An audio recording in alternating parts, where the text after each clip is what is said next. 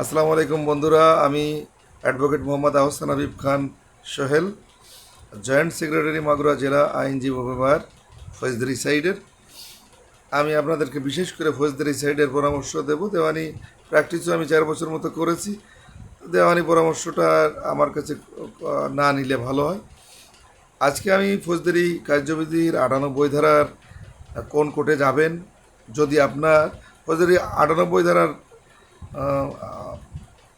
মূল বিষয়বস্তু হলো আপনার যদি কোনো দলিল বা চেক স্বাভাবিকত যে কাগজগুলো কারোর কাছে যদি আটকা থাকে বা কেউ যদি জোরপূর্বক নিয়ে থাকে, ওটা উদ্ধারের মামলা।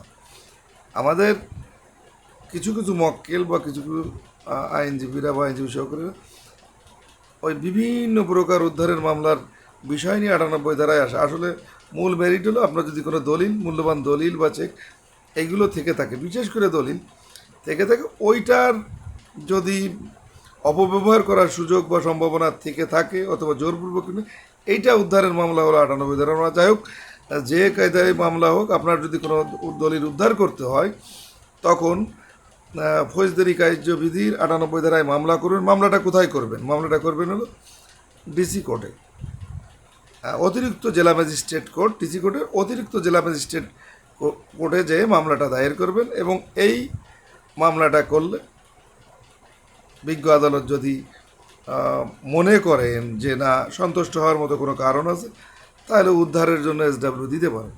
দিলে ওইটা উদ্ধার হয়ে আসবে অথবা নাই। তা যদি নাও হয় তাহলে কী হবে, ওই দলিলটা দিয়ে পরবর্তীতে আর কাজে লাগাতে গেলে আপনার অন্ততপক্ষে একটা সাপোর্ট হবে যদি এর সার্টিফিকেট কপিটা, আদেশের সার্টিফিকেট কপিটা উঠাই নেন বা তদন্তের রিপোর্টের কপিটা উঠাই নেন। সে কারণে যদি আপনার কোনো দলিল, মূল্যবান দলিল হারিয়ে যেয়ে থাকে বা কেউ আটকায় রেখে থাকে, আপনি দ্রুত একজন আইনজীবীর পরামর্শ নেবেন এবং ফৌজদারি কার্যবিধির 98 ধারা মতে অতিরিক্ত জেলা ম্যাজিস্ট্রেট আদালতে মামলা করে এটা উদ্ধার করতে পারেন।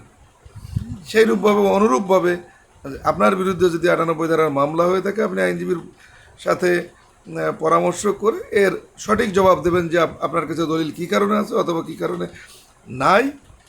এইটা এটা ভয়ের তেমন কিছু নাই এবং এটা আপনার জন্যে সহায়ক কিছু। বন্ধুরা, ভালো থাকবেন, সুস্থ থাকবেন, পাশে থাকবেন, পাশে পাবেন।